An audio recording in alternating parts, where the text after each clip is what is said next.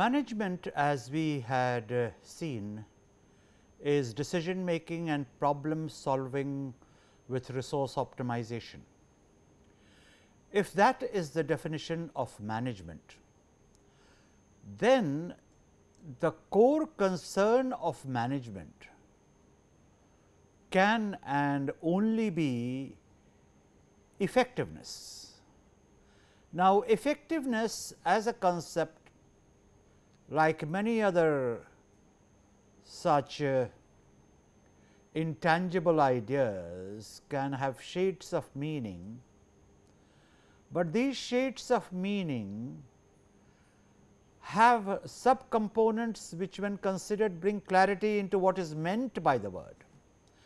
So, in this case, effectiveness could be broken up into efficiency and excellence.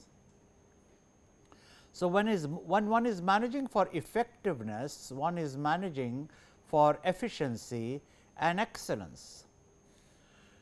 We have earlier on noticed that efficiency can be at times a mechanical effort, a mechanical outcome which really no tangible results.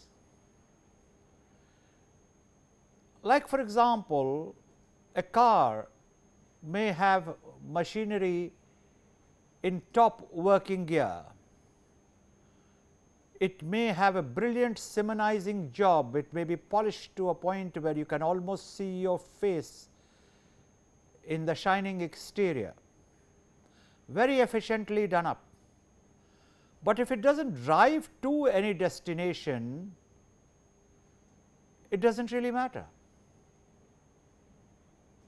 The efficiency of the machine, the efficiency of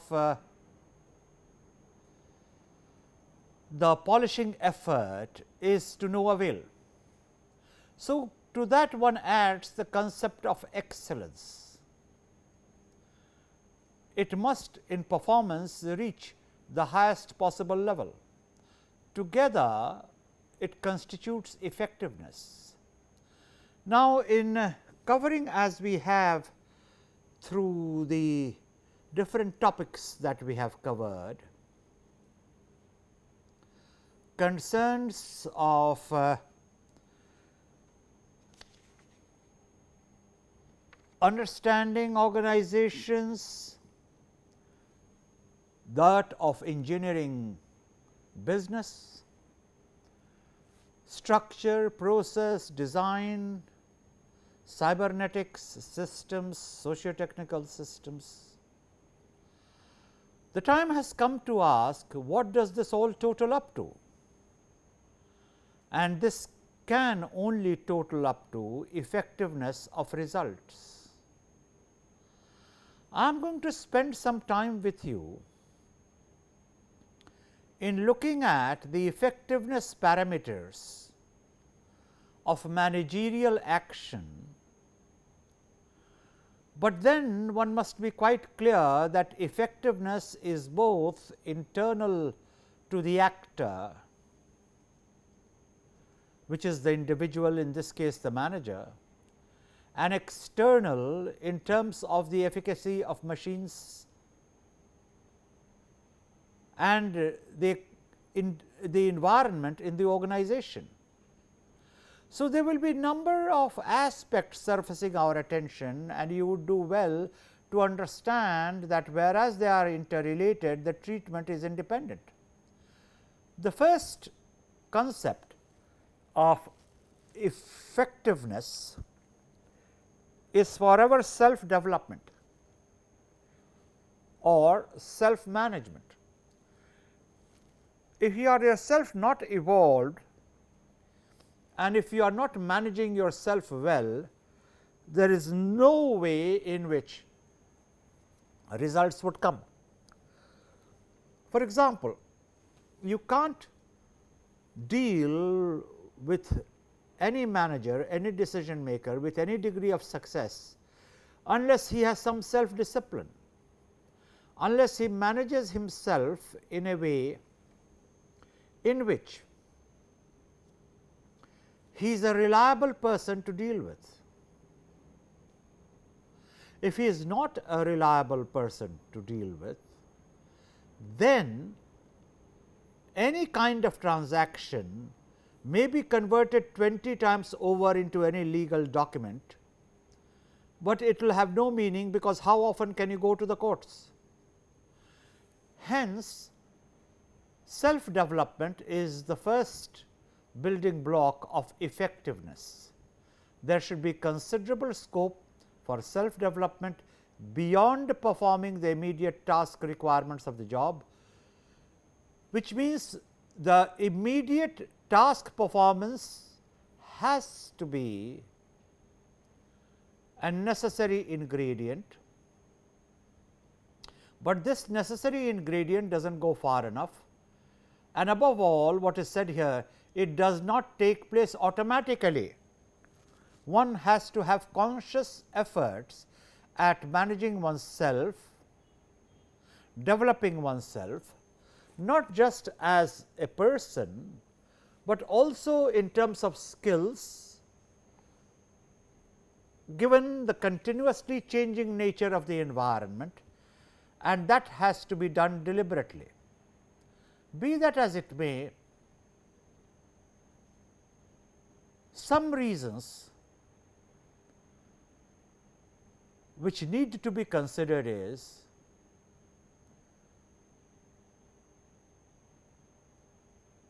the effectiveness parameters requires that there should be no organizational waste. There should be no wastage of resources, material or intangible, no wastage of material, no wastage of energy, in fact, no wastage of time. Any organization which can't contain wastage is doomed to decline and possibly destruction. Managers have to be aware of what the concerns are. The basic requirement is of being aware of a need. Unless you know that a need exists, you can't respond to it. Unless you know what the methods are of arriving at a solution, you will never arrive at a solution. You can't arrive at a solution in a hit and a miss manner. Similarly, you can't be effective if you are short sighted. You can't be effective if you are indulging in self pity, and worst of all, you can't be effective if you are complacent and believe that things will take care of themselves.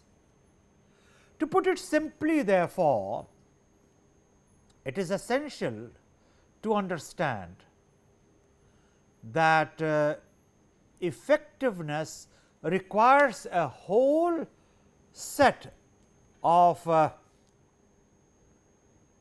operational attitudes, without which effectiveness can only be a matter of cerebral elaboration and nothing of operational significance. So, what is it that I have said in the last few minutes? Please contain waste, please enhance awareness, both in specific terms and in general terms. You can't be a manager with short sighted perspective, with bigotedness, with petty considerations, with a personal agenda, with personal likes and dislikes. Forget about effectiveness if that is the way you work. In fact, each manager is supposed to be well above any concern of the lesser human beings. The managerial job requires considerable alertness, considerable confidence in one's own ability, and like everything else, it is walking the middle path. You can't suffer from a lack of confidence, and yet you can't have overconfidence. Somewhere between a lack of confidence and overconfidence is the necessary confidence to perform effectively. And you did hear me say that complacency is not something which should be indulged in. Very often, managers are of the notion that decision making is common sense. We have discussed how this is palpably a position which cannot be sustained. Everything is common sense, but then everything has to be learnt. Let me give you an illustration. A lot of physics is common sense. The basic building blocks of physics include understanding heat and light. Anyone can learn through experience that if you rub two stones, heat will be generated, but you do not have to go eternally rubbing stones to discover the principle. The learning process will tell you that rubbing stones generates heat and you carry it into operational life. Therefore, your experience is abbreviated. Also, everything can't be learnt, because learning equated with experience creates a problem. Learning very often has to be extended to applied imagination. You read a situation, you apply your imagination, you get to understand what it is like. For example, if you want to know what life in jail is like, you do not have to go to jail and stay there for a given period to understand what life there can be like. You can talk to a person who has been in jail, you can talk to a person who has seen it, you can read about it, or you can build upon your learning of what happens when you are locked up in a situation, denied movement, what happens when your autonomy of action is taken away, what happens when a schedule is given to you, the basic ingredients of a jail life, and then you put it together and you say, being in jail can be like this. In other words, there are limits to experience, there are limits to learning by again exposure. Learning and knowledge can be through applied imagination. Learning and knowledge can be through your ability of putting together what you have already known through one source or another into a new architecture of experience, which is perhaps best labeled under applied imagination. So, to be effective, you can't just say that I will learn on the job, or management is common sense, I am a good engineer, I am a good doctor, I am a good lawyer. Oh, management I have been doing all the time, I have been practicing it. No, management is a discipline in its own right, where the wherewithal has to be picked up much in the same manner in which you learn, you grow and you practice to be an engineer. Experience is of course an important underpinning, but experience is very often checking out what you have acquired elsewhere. So, I want to bring to your attention a simple theme: limitations of experience by itself. Experience by itself does not really go far. Work experience has potential for self development, provided the individual has the aptitude for learning. But here again experience has to be leavened with reading, has to go hand in hand with applied imagination, and as the expression already used stands, you have to create a new architecture of what is there in your knowledge kit to perceive a new situation. So, work experience has potential for self development, provided the individual has aptitude for learning, and aptitude for learning is what I have just explained. Experience brings success and failure, whereas getting the building blocks of knowledge, whereas getting the basic wherewithal of performance does not carry with it success and failure, but carries with it a simple process of value addition. There is scope for learning from both, that is failure as well as success, but perhaps learning is more from failure. You at least know what is not to do. So, what is it that I am trying to convey to you? Learning, value addition, acquisition of knowledge, the broadening of the cognitive frame is a complex phenomena. Effectiveness is very often rooted in this complex phenomena, and as an aspiring manager or as a practicing manager who wishes to reinforce his experience, it is impossible to do so without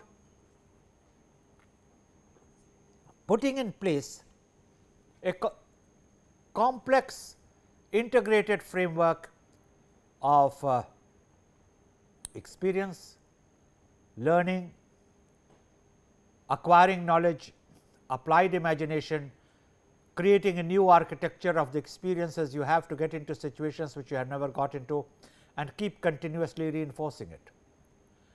Experience also provides opportunities for testing one's approach, and this is a very important dimension of experience. You notice how I have added to experience the concept of acquisition of knowledge, of learning, by implication reading, by implication acquiring a new architecture of applied imagination by putting together different experiences, learning, building blocks which you have already acquired. But then what needs to be added is all the other sources of value addition to one's cognitive system can be tested only in one manner, that is experience. You may believe your applied imagination has got you to some conclusion. If it is about an empirical situation, then you better check it out whether the architecture of converting what you know into a new situation is actually tested. It will be soulful to be reminded at this stage that experience can also be a burden, because if the experience is of failure, if the experience is of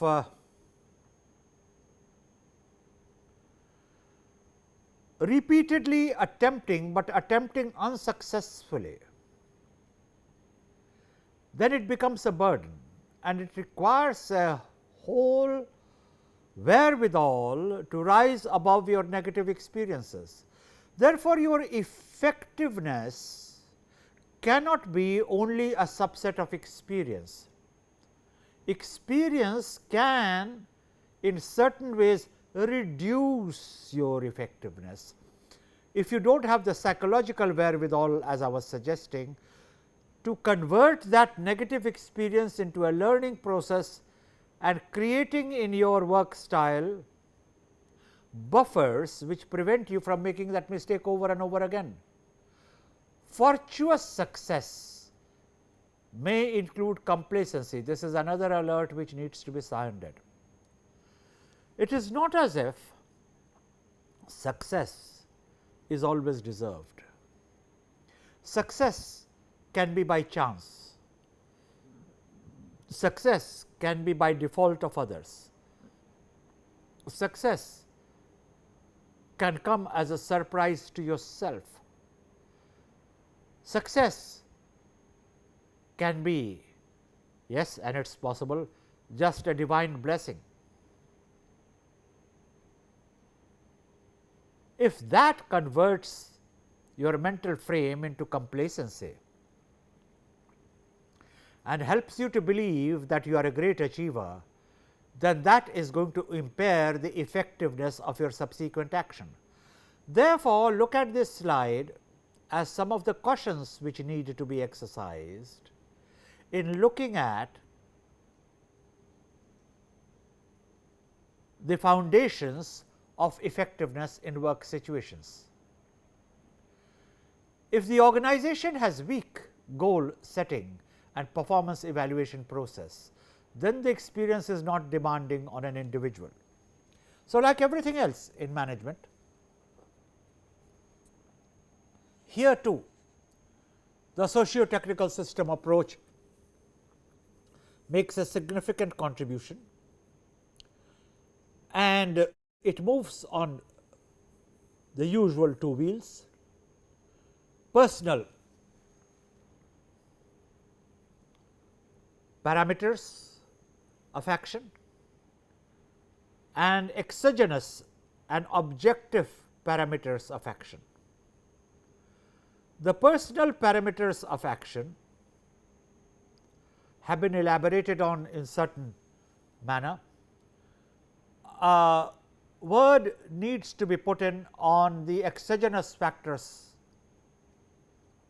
of effectiveness, and which is where you are being reminded that an organization which has weak goal setting and performance evaluation process does not make many demands of an individual's experience.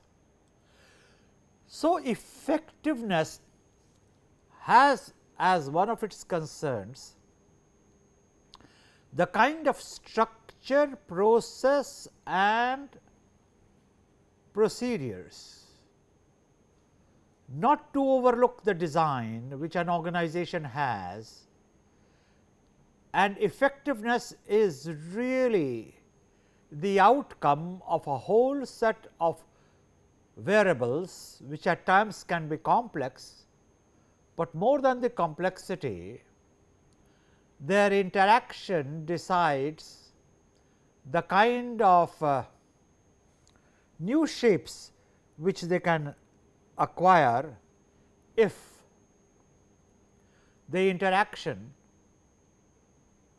of the various institutional processes is not focused. Some early unlearning of fallacious conclusions from one's experience held as self-evident truths is necessary for future development. This is a very important concept. None of us get into a managerial situation in an abstraction. A managerial situation is always a given reality. Certain things existed before you got into the situation, and certain things will by definition be out of control. The art of effectiveness will help you to identify what are the elements which are in your control and you can change, and what are the elements which are out of control and which you cannot change. And if there are parameters which you cannot change, then you have to accept them as constants, and they may contribute towards your effectiveness, and let me alert you, they may also contribute towards your lack of effectiveness. but those are the facts of life, you can't alter it. Then there are elements within you, because when you got into a situation, it was not the first situation you got into. You had been in previous situations earlier on. You had come to your own conclusions by those experiences, and those experiences would have created a situation where you had come to certain conclusions, certain assumptions about human nature.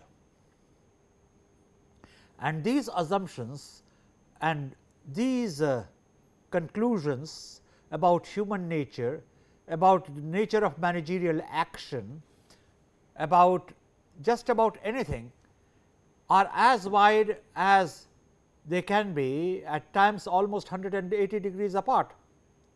I will give you an example. There are various theories about the origin of the civil society. Nobody really knows how civil society began.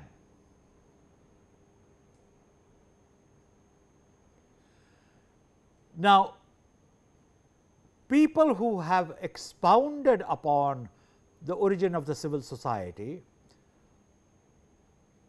are people who have tried to understand how the first social contract could have been written, and they are called social contract theoreticians. Amongst them, three names are significant: Hobbes, Locke, Rousseau.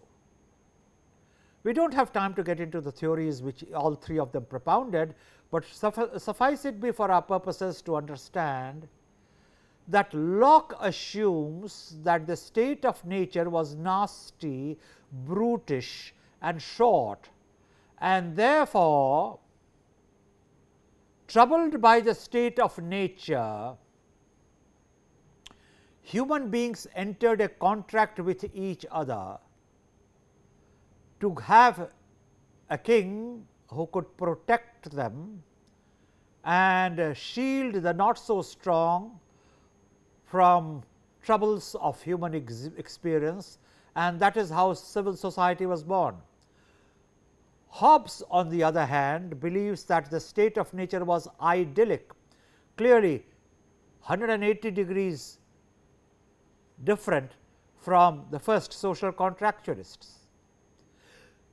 But the situation was so idyllic, so ideal, that as it began to deteriorate, people said we better stick to the state of idyllic existence, and therefore,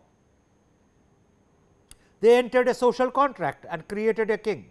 Now, both Hobbes and Locke talk of the creation of a civil society, but they talk of from two totally different perspectives. Neither of them have any evidence for making the assumptions which they have made. Similarly, managers enter work situations with a lot of assumptions about nature of people, nature of events, life experiences, decision making. You know it, that a lot of people have views just about on everything, and even if they do not have views on everything, a lot of people have conclusions to which they have come arising out of life's learning. The way to be an effective manager is to unlearn what you carry in your intellectual baggage and prepare to face a situation which faces you in that job with a completely open mind. Let me repeat that. An effective manager faces a managerial situation with a completely open mind. He makes no assumptions about human nature. He does not go by what has been fed to him, conveyed to him about the person he is dealing with. He carries no prejudices onto the job, from caste, religion, region, you name it. But he handles the situation, he reacts to the situation in an unprogrammed manner, ready to absorb. Now, when you do that, you are showing a remarkable maturity in understanding the situation the way it is, without passing through a refraction which will happen if the external situation has to be judged through the prism of your own notions. So, effectiveness as a manager requires unlearning of several of the fallacious conclusions from one's experience, which to oneself one holds as self-evident truths, but does not necessarily hold when you get to an objective situation. So, continuing the discussion on dimensions of self-development, what are the additional concerns a manager must bring to his job? The manager must feel pride, and he must feel definite pride in his skills. In fact, his pride in the skills should be higher than his pride in anything else. To make it abundantly clear, let me put it as simply as I can to state that managerial action must by definition be skill based, and a person will be skill based if he recognizes that managerial action requires skills,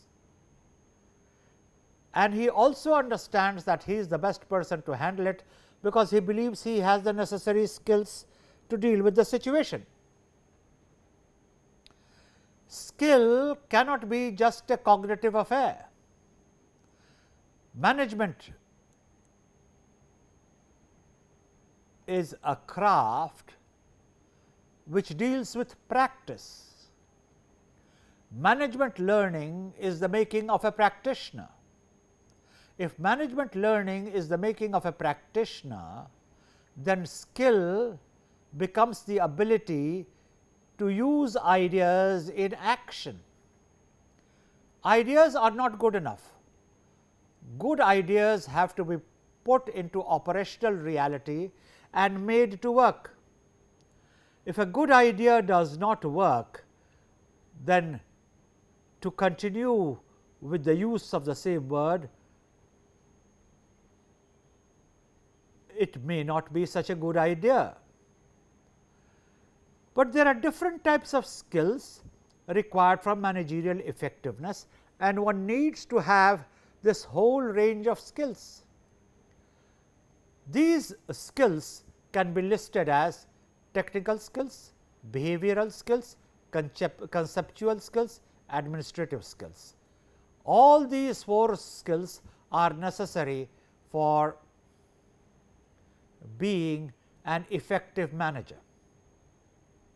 No prizes for guessing, but going back to the elaboration which we have already undertaken, it is simple to recognize that a manager, to be effective in any job, must have the technical skills. Now, technical skills does not necessarily mean being a technical man. In fact, the word technical itself has a wide range of connotations. The soft skills which one has can also make a technical man. For example, if you are able to analyze the inputs which go into the calculation of an income tax payable in an income tax return, you are not dealing with any machinery, you have the technical skills required to understand what income tax calculation is all about, and there you are a technical man. But the proposition which I want to draw your attention to is something beyond and apart from a much needed, but obvious definition of what technical skills is. And the consideration which I want you to internalize is that you can be a technical man, and please remember how I define technical, but even without being a technical man,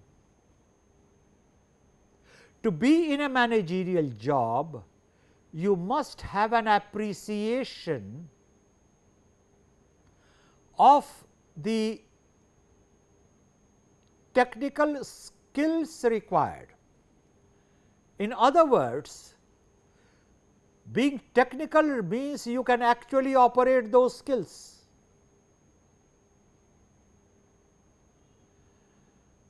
Appreciation of those skills requires a situation where you cannot operate it, but you can appreciate the concerns. So, technical skills are very much a part of the managerial profile of any incumbent of a job. You will recall that the second skill listed there was behavioral skill. In the ultimate analysis, behavioral skills are required in whatever situation you be in. You must know how to talk to people. You must know what choice of words you want to use. You must be in control of your intonation, your pitch of the voice, because you alter the pitch of the voice and you can convey a different message. If you talk in a high pitch, then you give one message. If you talk in a soft pitch, you give another message, and the list of behavioral skills are long. The behavioral skills one acquires from the moment the cognitive system is alerted. Even the child has behavioral skills. The child knows that if it wants to be fed, it needs to convey a message and reverberate it with sound. Accordingly, when the child is hungry, it lets you know. So, a lot of behavioral skills are experimentations in different types of behavior, and that predictably leads to theorizing. Those skills which are successful in getting the desired impact of results tend to be reinforced. You tend to use them over and over again because you know it works. On the other hand, there may be things, there may be actions on your part which do not get the desired results, and when they do not get the desired results, they tend to be shed. So, a behavioral learning takes place, and you learn, if I do this, I do not get the desired results. So, behavioral skills of course require a cognitive understanding and an acquiring of the techniques of skills related to behavior, but above all the behavioral pattern is rooted in your perception of what works and what does not work for you. Then there are the concepts. The concepts are important in life because concepts represent the distillation of learning, knowledge, value additive process to the cognitive system, and all that goes into making a human being a thinking person. The concept that I am talking about has to do with certain abstractions. For example, effectiveness is itself a concept. You can't touch effectiveness. You can only experience effectiveness. So, the whole treatment of the subject here is to lend specificity and concreteness of understanding to a concept which, to begin with, may appear so simple that you would not know what is there to study in it, or may appear so complex that you may say, oh my God, how am I going to study it? So, the conceptual skills are important in life. What is a marriage? What is teaching? What is learning? What is gaining acceptability? What is popularity? All these are concepts which need to be understood with specific technical, behavioral, social manifestations. And finally, we come to the fourth skill, the administrative skill. The manager ultimately is also an administrator. What is the difference between managing and administering? In administering, you put on ground a given line of thought, which is rooted in the policy, strategy, the action plan which has been given to you. So, you act upon the action plan and you put it on the ground. When you are a manager, then it is also your job to generate options of problem solving, and above all, as a manager, you decide upon techniques and you have to work with resource optimization, because that is the part of your managerial job. Remember, management is decision making and problem solving with resource optimization. It does not mean that an administrator does not have to practice resource optimization. Of course, he has to, but it is a question of ratio. The role of resource optimization is much higher in a managerial job as compared to the space for resource optimization in an administrative job. An administrative job has therefore a DNA which is slightly different from a managerial job. The tendency of some managers to engage in theory versus practice debate portrays a lack of awareness of their own theory. You will hear some managers say, that is theoretical, I am practical. Now, there is no space to discuss that kind of erroneous assumption, but I have an obligation to draw your attention to the fact that even the most practical person has his own theory. In fact, a practical person operates in the theory that theory is not relevant, but practices that itself is a theory. The important thing then is to update their theory and deploy their well honed skills with relevant theoretical knowledge, and this is a more appropriate formulation which I want to share with you to understand a very simple proposition. Theory and practice are really mutually complementary and reinforcing. What is more, theory can never be frozen. It has to be constantly updated. It has to be constantly upgraded, and that is the connotation of effectiveness which I want to share with you. You can't be effective without your concepts being absolutely online updated. And what makes a concept online and updated? it is being consistent with the requirements of the environment. So, we are back again to the same proposition. The truth is, without knowledge there is no profession, and hence effectiveness is always in certain critical ways a practice of knowledge management. Self development consists also in using one's knowledge and skills with wisdom and vision. I am helping you to get the connotation of the word self development, because it is possible to ascribe to self development a rather simplistic meaning,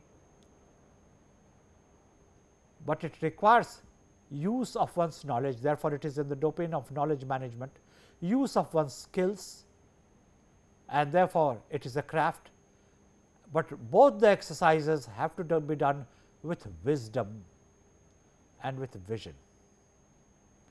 For this, managers need right kind of attitudes and underlying values, and that is self obvious. It has been repeated earlier on also.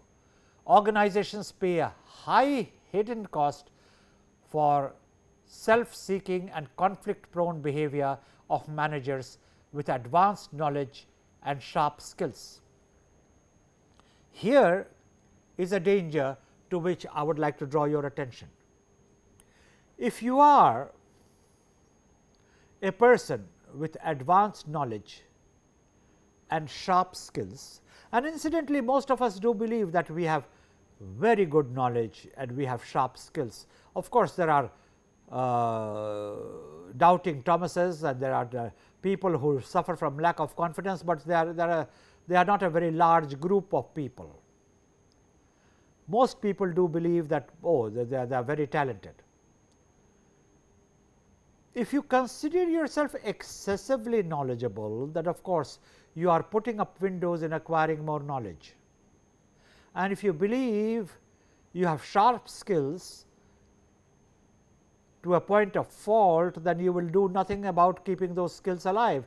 And if you do not keep those skills alive, you will get to be a rusty manager. Therefore, the proposition that is being put across to you is organizations can pay a high price, and it can be all by way of hidden costs for self seeking and conflict prone behavior.